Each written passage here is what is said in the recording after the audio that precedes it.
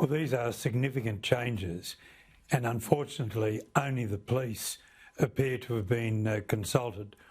What we are asking the Premier and the Police Minister is to ensure that during the 6 months trial of these measures, that they are not only reviewed by ex-Police Commissioner Bob Atkinson, who's well respected, but that he be joined by a retired Children's Court judge, so that there can be a lot more experience go into how these laws are going to work in practice. Because when you bring in laws quickly, without adequate consultation, there are invariably going to be unintended consequences. There's a great deal of emotion swirling around at the moment too, understandably, Terry O'Gorman, given the tragedies that we've seen in Queensland. I can understand the emotion.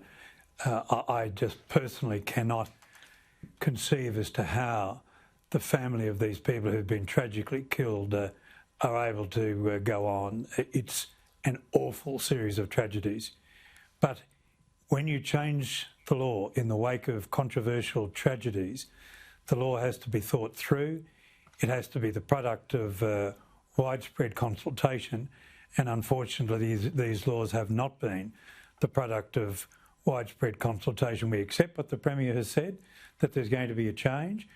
We accept that Bob Atkinson and Assistant Commissioner Scanlon are very experienced police officers with many years under their belt in policing in all its facets. But we say that the way these quickly brought together law changes work in practice over the last 6 months has got to be the subject of much wider consultation and research than is currently going to be the case. For instance, this is the first time in Queensland that young people are going to be subject to ankle bracelets. The ankle bracelets are going to have to be smaller than the ankle bracelets for adults, because if a young person is too embarrassed to go out from their house because the ankle bracelet is showing, then they're going to stay at home. Further pressures are going to build up, and further offending that's not predicted could well occur. It's to be remembered that ankle bracelets are part of bail. Bail is not punishment. Sentencing is punishment. And other than the ankle bracelets, are there any other specific proposals here that really raise concerns for you?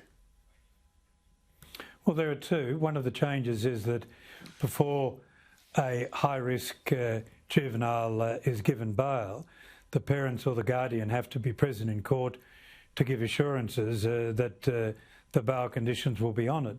Now, that on its face is reasonable, but some children come from families that are so dysfunctional that it may be difficult to find a parent or a guardian. So we're calling on the government to look very carefully at how that works in practice. Further, the additional change, without any details so far, that police are going to be given the power to wave some sort of wand over people on the Gold Coast to see whether they're carrying knives.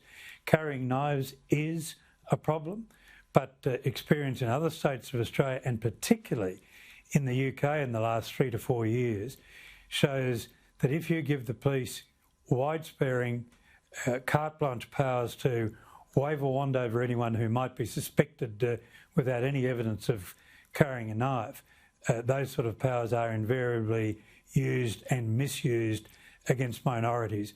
So there's got to be a lot of monitoring as to how that particular new power is carried out. We say that if there's a problem, and we accept in relation to juveniles with cars and fatalities there is, by all means look at these changes in the law, but let's make sure that during the 6 months trial that there is evidence gathered, hard, reliable evidence, to ensure that any flaws or hiccups in these new laws are ironed out on the basis of evidence, not on the basis of emotion or controversy.